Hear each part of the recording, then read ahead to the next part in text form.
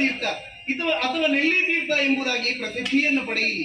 ದೇವೇಂದ್ರ, ಸ್ವರ್ಗಲೋಕದ ಪೀಠವನ್ನು ಸ್ಥಿರಗೊಳಿಸಿದ್ದೇನೆ. ಹೋಗ ಮಗನೇ, ನಾಗವನ್ನೇರಿಕೋ. ಅಮ್ಮ, ನೀನು ಇಲ್ಲೇ ನೆಲೆಯಾಗಬೇಕು. ಮಕ್ಕಳೇ, ದುರುಳನನ್ನು ವಧಿಸಿದಂತ ಈ ಸ್ಥಳವು ರಕ್ತಮಯವಾಗಿದೆ. ಹಾಗಾಗಿ ಇಲ್ಲಿ ನೆಲೆಗೊಳ್ಳುವುದಕ್ಕೆ ಸಾಧ್ಯವೇ ಇಲ್ಲ. ಅಂದು ನಂದಿನಿಗೆ ಕೊಟ್ಟಿನ ಮಾತಿನ ಪ್ರಕಾರವಾಗಿ ಅವಳ ಕಡೆ ಪ್ರದೇಶದಲ್ಲಿ ಅವಳಿಗೆ ಮಗಳಾಗಿ ಜನಿಸಿಕೊಳ್ಳಿದ್ದೇನೆ. ಆ ಸ್ಥಳವು ಕಟೀಲು ಅಥವಾ ಕಟೀಲ ಎಂಬುದಾಗಿ ಪ್ರಸಿದ್ಧಿಯನ್ನು ಪಡೆಯುತ್ತದೆ. ಅಮ್ಮ, ನಿನ್ನನ್ನು ಅರ್ಚಿಸುವ ಪೂಜಿಸುವ ಬಗೆ ಹೇಗೆ ತಾಯಿ? ಮಕ್ಕಳೇ, ಮಾತೃಶುದ್ಧದ ಪೌರ್ಣಮಿ ದಿನದಂದು ನಂದಿನಿ ನದಿಯಲ್ಲಿ ಬಿದ್ದು ಯಾರು ನನ್ನ ಸಾನ್ನಿಧ್ಯಕ್ಕೆ ಬರುತ್ತಾರೋ ಅವರ ಮನಸ್ಸಿನ ಇಷ್ಟಾರ್ಥವನ್ನೆಲ್ಲ ಈಡೇರಿಸುತ್ತೇನೆ. ಅಷ್ಟೇ ಅಲ್ಲದೆ ಪತಿವ್ರತೆಯಾದಂತಹ ಯಶೋಮತಿಯ ಜೀವಾತ್ಮವು ನನ್ನಲ್ಲೇ ಐಕ್ಯವಾಗಿದೆ. ಅದಕ್ಕೆ ನನ್ನ ಸಾನ್ನಿಧ್ಯಕ್ಕೆ ಬರುವಂತಹ ಹೆಂಗಳೆಯರು ಕರಿಬಳೆ, ಕರಿಮಣಿ, ಪಟ್ಟೆ ಸೀರೆ, ಅರಶಿನ ಕುಂಕುಮವನ್ನಿತ್ತು ಯಾರು ನನ್ನನ್ನು ಭಕ್ತಿಯಿಂದ ಪೂಜಿಸುತ್ತಾರೋ ಅವರ ಮಾಂಗಲ್ಯದಲ್ಲಿ ಶ್ರೀರಕ್ಷೆಯಾಗಿ ನಾನೇ ಇರುತ್ತೇನೆ.